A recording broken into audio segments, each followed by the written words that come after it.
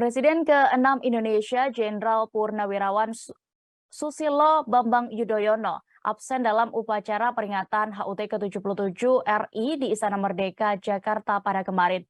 SBY tetap memberikan amanat dan wejangan kepada Presiden Joko Widodo secara daring. Wejangan SBY ditampilkan dalam akun YouTube Sekretariat Negara pada Rabu 17 Agustus kemarin.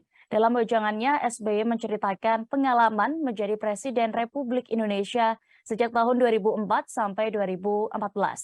Ia mengungkapkan bahwa selama ini bangsa Indonesia memiliki mental bangsa tangguh. Bangsa Indonesia juga menurutnya pantang menyerah dan memiliki daya juang yang kuat.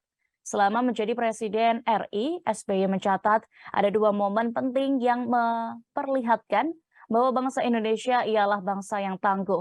Pertama, terjadi pada tahun 2004, di mana di akhir tahun itu Indonesia terkena bencana tsunami. Setelahnya, Indonesia ditimpa sejumlah gempa besar yang melanda daerah lain seperti Yogyakarta dan Padang. Disitulah SBY mengaku melihat gotong royong masyarakat Indonesia yang menjadi modal negara ini tetap berdiri kokoh hingga saat ini. Menurut SBY, masyarakat Indonesia juga tangguh menghadapi bencana krisis ekonomi yang melanda dunia.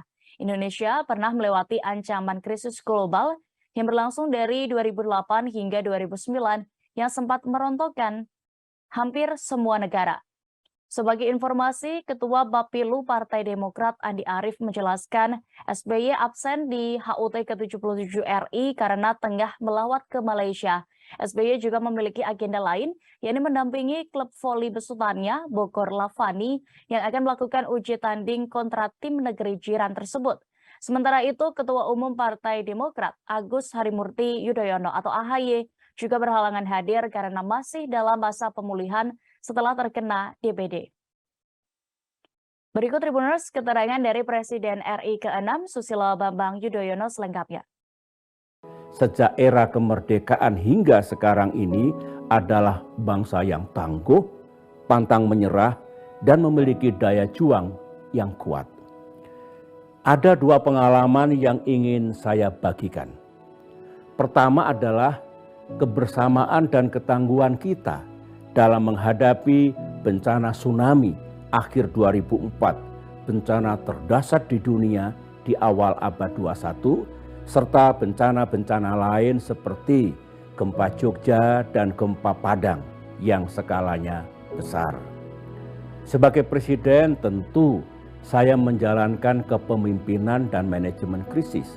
Saya mencatat kebersamaan dan kerja keras kita dulu sungguh luar biasa besarnya. Akhirnya, alhamdulillah, bencana bisa kita atasi dan semua daerah yang terkena bencana bisa kita bangun kembali. Contoh yang kedua adalah ketika Indonesia terdampak oleh krisis ekonomi global tahun 2008 dan 2009. Krisis yang merontokkan ekonomi hampir semua negara. Lagi-lagi kita tidak panik, tidak kehilangan semangat dan kehilangan akal, dan tidak menyalahkan keadaan. Kita bersatu dan bekerja bersama, mulai dari pemerintah pusat dan pemerintah daerah, para ekonom, para pelaku bisnis, para organisasi pekerja, pers dan media, dan masyarakat luas. Itulah kebersamaan kita, persatuan kita, dan daya juang yang kita tunjukkan dulu. Terima kasih sudah nonton. Jangan lupa like, subscribe, dan share ya.